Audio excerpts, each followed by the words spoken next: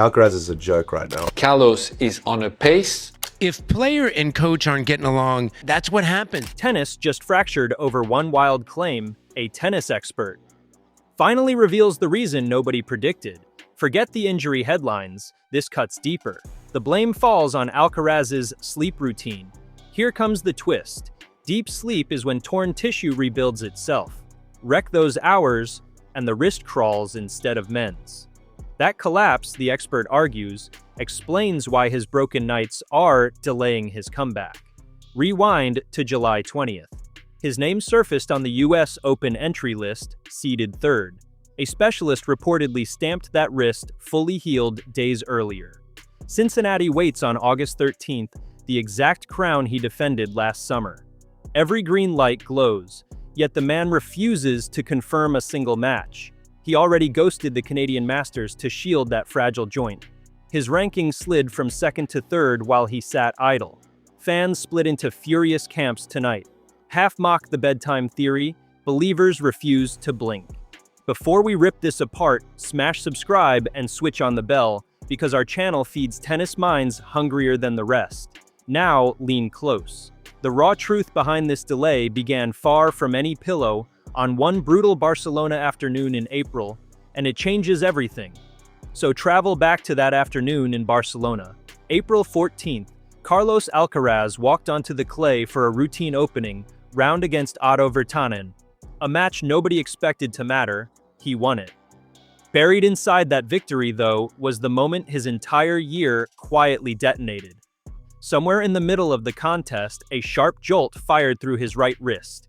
He kept playing. He finished the job. Then the swelling and the pain told a story his competitive stubbornness could not argue with, and the following day his name vanished from the tournament. The withdrawal felt small at the time. Reporters treated it as caution. It turned out to be the opening scene of the longest absence of his career. The diagnosis is where the sleep theory starts to wobble, because doctors did not point at his pillow. They pointed at tenosynovitis in the tendons of his racket hand. That word sounds clinical and forgettable until you understand what the wrist does for a tennis player. Every forehand he snaps, every wicked drop shot he disguises, every serve he detonates at over 130 miles per hour. All of it funnels through that single joint. The wrist absorbs shock, generates spin, and stabilizes contact under brutal load thousands of times across a single match. Inflame those tendons, and the most gifted shotmaker on earth suddenly cannot grip a racket without wincing. No amount of talent overrides swollen tissue. That is the cruel physics behind the delay, and it has nothing to do with what time he switches off the lights. Watch how fast the damage spread once the clay season rolled forward. Madrid came first, and he sat it out on home soil. The same crowd that adores him left staring at an empty draw slot. Rome followed, another Masters 1000 scratched from his schedule. Then arrived the wound that stung deepest. Roland Garros, the tournament where he had built a fortress, the title he was defending, slipped away without him striking a single ball in Paris. The grass swing offered no mercy either. Queens disappeared from his calendar. Wimbledon, the cathedral where he had lifted trophies and carved his legend, went ahead while its brightest attraction watched from thousands of miles away. 5 marquee events erased in a row. The tennis calendar kept spinning, indifferent to the fact that its most electric performer had been unplugged. Numbers rarely capture heartbreak, yet these ones come close. During that enforced silence, his ranking crumbled. He shed close to 5,000 points, an avalanche of lost ground, and slid from second in the world down to third. Alexander Zverev capitalized ruthlessly, reaching the Wimbledon final and vaulting over him in the standings, while Carlos could only spectate. Think about the whiplash of that fall. Only months earlier, this same man had stood at the summit of the sport, completing the career Grand Slam by conquering the Australian Open, adding another crown in Doha, racing to a record that read 22 wins against just 3 defeats. He looked untouchable in January. By July, he was a ranking casualty, watching rivals feast on the points he could not defend. A wrist did that, not a bedtime. Here is where honesty forces a pause, because the sleep angle is not pure fantasy, and pretending otherwise would insult your intelligence. Modern sports science treats sleep as a genuine pillar of recovery. Deep sleep is when the body pumps out growth hormone, repairs micro damage, and rebuilds soft tissue like tendons and ligaments. Cut those hours short across weeks and healing genuinely slows. Athletes across every discipline now guard their rest as fiercely as their training loads. So the theory that Carlos might heal faster with disciplined nights carries a kernel of real biology. That kernel is exactly what makes the claim so seductive and so shareable. Take a true principle, bolt it onto a superstar in crisis, and you manufacture a headline that spreads like wildfire. The problem arrives when you hunt for evidence tying that principle to his actual case. It evaporates. No credible medical source treating him has blamed his rest for the delay. His physicians described a tendon problem and prescribed a conservative rehabilitation plan, not a bedtime intervention. The people closest to the recovery talked about patience with the joint, careful load management, and gradual reintroduction of hitting. Nobody in his camp stepped forward to say his nights were sabotaging his tendons. The sleep narrative, stripped of proof, functions as a story people tell because it sounds clever, not because the medical file supports it. That distinction matters, and it is the exact gap between a viral theory and the documented truth. Follow the real recovery instead, because the trail he left behind on social media is far more revealing than any bedtime rumor. Early clips showed him back on court, holding a racket with no strings, tapping balls softly so the frame carried none of the usual shock into his healing wrist. The image unsettled fans.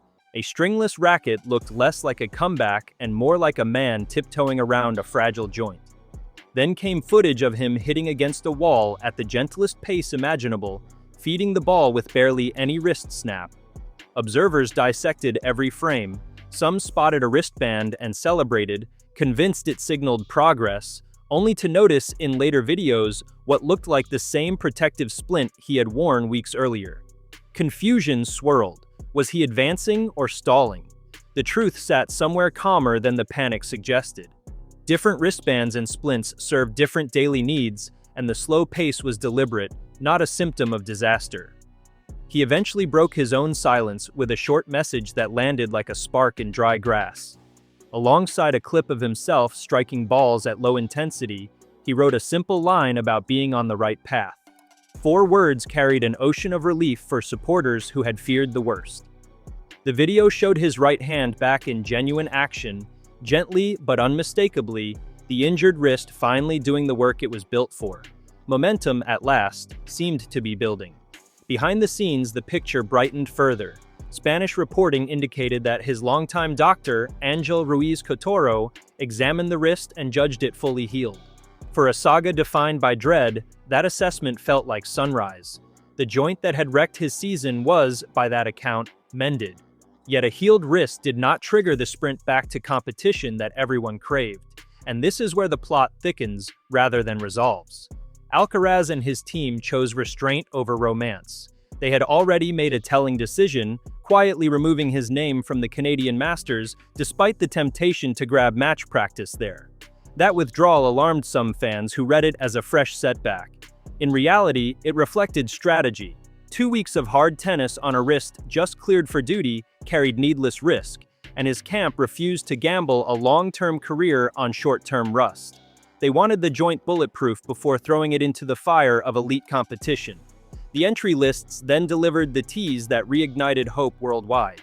His name appeared on the field for the Cincinnati Open, the Masters 1000, running from the 13th to the 23rd of August, the very stage where he stood as reigning champion. Days later, on the 20th of July, the United States Tennis Association published its U.S. Open main draw list, and there he sat, seated third behind Jannik Sinner and Alexander Zverev, penciled in to defend the crown he had captured a year before. 2 green lights, glowing on paper. The tennis world exhaled and started dreaming of a New York coronation. Restraint, however, still governs everything, and the fine print refuses to promise a thing. Being named on an entry list is not the same as walking onto the court. His own team pointed out that traveling to Ohio would not automatically mean competing there. He has held no press conference, issued no target date, and made no public vow to play a single match. The final decision, according to those around him, waits until he raises his training intensity over the coming weeks and gauges how the wrist answers under real pressure. So the door stands open, the paperwork is filed, and the man himself still keeps his cards pressed flat against his chest. That uncertainty is the true source of the delay, and it dwarfs any theory about his nights. Understanding why he refuses to rush requires a glance at tennis history, and it is a chilling glance. The wrist has ended greatness before. Dominic Thiem, a US Open champion and one of the most powerful ball strikers of his generation, suffered a wrist injury and never rediscovered the level that once made him a force. His career sliding into a slow fade he could not reverse. Ghosts like that haunt every decision Alcaraz and his camp make now. Push too soon and the tendon could flare again, potentially converting a 4-month absence into a career-altering wound. Their caution, viewed through that lens, looks less like hesitation and more like hard-won wisdom. Even outside voices recognized it. The renowned coach Rick Maxey publicly applauded the choice to take the long road, framing the patience as the intelligent play rather than a weakness. The slow route hurt in the moment. It also protected the decade to come. Weigh what hangs in the balance if he does return healthy, and the stakes turn dizzying. Cincinnati is not just any tournament for him. 12 months ago, he tore through that draw and reached the final against Sinner, where he held a commanding lead before the Italian retired, handing Carlos the title. New York holds an even richer memory, since he lifted the US Open trophy last year by beating that same rival in the championship match. A fit Alcaraz arriving in America instantly reshapes the entire hardcourt narrative. He transforms from injured absentee into one of the outright favorites, capable of denying Sinner the dominance the world number one has enjoyed all season. The Italian has been imperious, sweeping Masters events and stacking a historic unbeaten run.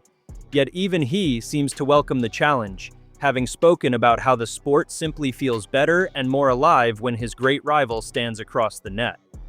Not everyone bets on a triumphant homecoming, and the skepticism adds fuel to the fire. Andy Roddick, weighing the field, tipped Sinner as the frontrunner for the US Open, even in a scenario where Alcaraz makes it back, a reminder that months of rust do not evaporate the instant a wrist heals. Match sharpness is its own beast. Rhythm, timing, and the raw competitive edge that separates a good player from a champion all fade during a long layoff, and no gentle wall-hitting session fully restores them. He would be walking into the deepest hard-court field of the season cold, facing opponents in peak form, gambling that instinct outruns inactivity. The romance of a comeback and the reality of a grind are two very different things. The wider sport, meanwhile, has ached in his absence, and the pundits have not hidden it. Alex Corretja, a 2-time Roland Garros finalist, captured the mood bluntly, describing a tour without Carlos as something close to hell, a void his charisma alone cannot be replaced by. Others searched for silver linings in the wreckage. Mark Pecci suggested the forced break might ultimately serve him, arguing that stepping away could rekindle the hunger and joy that relentless competition sometimes dulls. That optimistic reading frames the injury not as a thief, but as an accidental reset, a chance for a young man who has lived at breakneck speed to breathe. Whether that theory proves true depends entirely on how the wrist and the nerves respond once the lights come on in Cincinnati. There's a strange, almost surreal footnote to this whole ordeal that deepens the intrigue. While his rivals sweated through the grass and early hard-court battles, Carlos spent part of his downtime living out a fantasy few athletes ever touch. He appeared at the World Cup final, walked onto the pitch at MetLife Stadium, and carried the trophy as Spain conquered the world, celebrating a national triumph in the very country where he hopes to stage his tennis return. Picture the split screen of it. One version of him should have been grinding through Wimbledon and the summer swing, chasing points and titles. The other version stood beaming amid confetti at a football coronation, freed from the tour by an injury he never wanted. Commentators dubbed it the strangest and freest summer of his career, and the description fits. A man built for relentless competition suddenly handed a season of enforced stillness, filling it with celebration instead of trophies. Circle back now to the theory that opened this whole story, because it deserves a fair verdict rather than a cheap dismissal. Did his sleep routine delay the comeback? The evidence says no, at least not as any documented cause. His tendons dictated the timeline. His medical team dictated the caution. His own refusal to rush dictated the silence. Sleep, for all its genuine importance to healing, never surfaced in a single credible report from the people actually managing his recovery.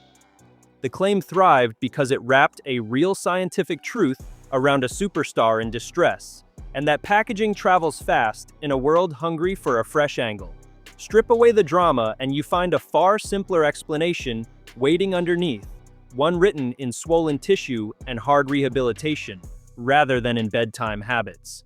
That simplicity, oddly, does not make the story less compelling. It makes it more human. Behind the ranking points and the entry lists sits a 23-year-old learning the harshest lesson elite sport teaches, that a body has limits no ambition can override. His whole ascent was built on fearless intensity, on chasing every ball as though the match depended on it, and that same ferocity may well have contributed to the joint finally rebelling. Now he faces a recalibration. The reckless brilliance that made him a champion has to coexist with a new respect for his own fragility. How he balances those forces will shape not just his return in August, but the entire arc of a career many believe could redefine the record books. The coming weeks answer everything.